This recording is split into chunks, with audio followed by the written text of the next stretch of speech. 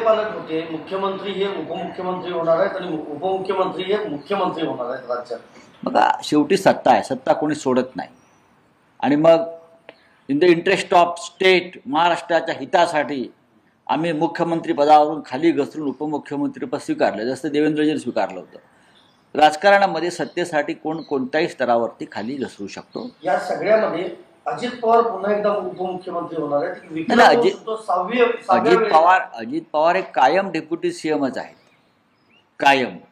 ते भावी वगैरे किंवा माजी वगैरे नसतात, ते सदैव उपमुख्यमंत्री. आणि कौतुकास्पद आहे, आज त्यांच्या चेहऱ्यावरती जे हास्य आम्ही पाहतो आहोत गेले काही दिवस, मिश्किल हास्य आहे त्यांच्या चेहऱ्यावर. गॉगल बिगल लावून असे कोटबीट घालून दिल्लीत फिरताना मी पाहिलं. आम्हाला कारण हे हास्य लोकसभा निकालानंतर मावळलं होतं.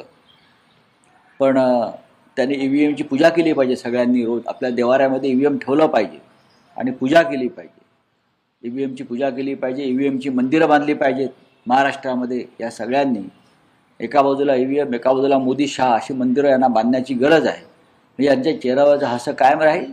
पण परत सांगतो, EVMचा घोटाळा यापेक्षा भयंकर लवकरच उघड होईल. बाबा आढावांचं आंदोलन ही एक सुरुवात आहे.